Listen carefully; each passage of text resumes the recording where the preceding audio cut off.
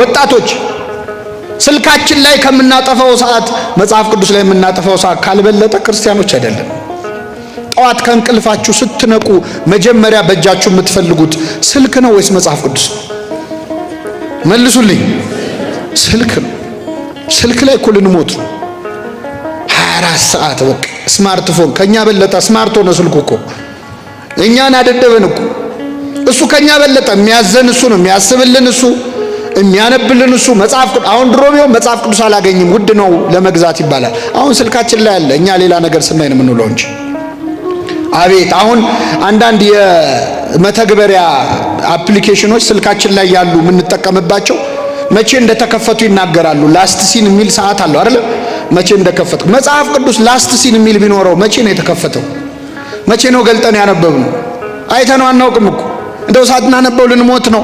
ይሄ እኮ መጽሐፍ ለኛ ነው የተጻፈው። መለኮታዊ ደብዳቤ እኮ ነው። ላንቺ ነው የጻፈው እግዚአብሔር። ቅዱስ እንጦንስ የተባለው አባት በገዳም ሳለ ንጉስ ቆስጠንጢኖስ ደብዳቤ ላከለት።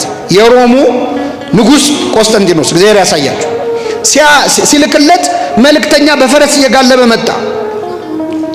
መጣና የንጉስ ቆስጠንጢኖስ ደብዳቤ ነው እንካ አንብብ ብሎ ለአባንጦንስ ሰጠው። አባንጦንስ ቀና ብሎ አየና አስቀምጠው አለና መጽሐፍ ቅዱስ ማንበቡን ቀጠለ። ከኔ ጋር ናችሁ? አሁን ከንጉስ የተላከ ደብዳቤ ቢደርሳችሁ እንዴት ባለ ፍጥነት ነው የምታነቡት? ተንገብግበን ነው አይደል? እሱ ግን ደብዳቤውን ትቶ መጽሐፍ ቅዱስን ማንበብ ቀጠለ። በኋላ ረዱ አገልጋዩ የአባንጦንስ አገልጋይ ሆነ። እዛ አንድ ዲያቆን አለ። ተቁነጠነጠ።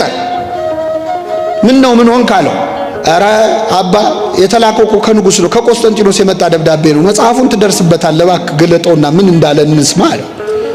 አይ እኔ ከሌላ ንጉስ የተላከ ደብዳቤ እያነበብኩ ነው አለ። ከማን የተላከ ደብዳቤ? ከእግዚአብሔር። ከዚህ ደብዳቤ የሚበልጥ ደብዳቤ አለ? የለም። ለኛ ተጽፎ ሳናነበው ልንሞት ነው እንዴ?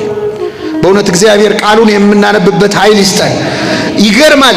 ቢዚ ነኝ እኔ እኮ መጽሐፍ ቅዱስ ባነብ አልጠላም፣ ግን የሥራዬ ጸባይ አይመቸኝም ልትሉ ትችላል። የፈለገ ባይመቻችሁ ከጃንደረባው የበለጠ ስልጣን ግን የላችሁ።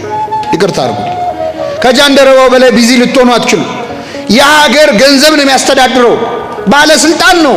ብዙ ጉዳዮች ያሳስቡታል። መጽሐፍ ቅዱስ ከማንበብ ግን አላቆመም።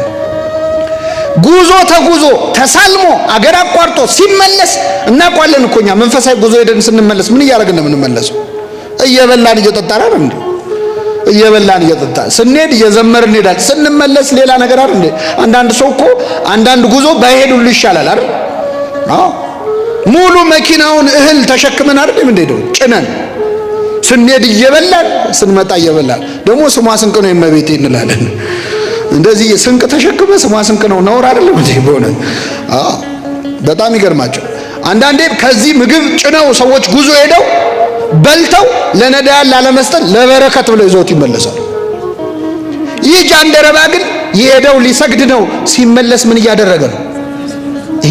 ምን አይነት መንፈሳዊ ሰው! የማያቋርጥ መንፈሳዊ ህይወት ማለት ነው። እግዚአብሔር ለሁላችን ይስጠን። ቃሉን የማይጠግብ ሰው ይገርማል እንዴ! መንገድ ላይ ነው፣ በሰረገላ ነው እየሄደ ያለው። አይመችም እኮ ለማንበብ። በሰረገላ ነው፣ በአውሮፕላን አይደለም ወይ በመኪና አይደለም። ይነቀንቀዋል። ፈረስ ነው እየተጋለበ ያለው። እሱ ግን መጽሐፍ ቅዱስ ያነብ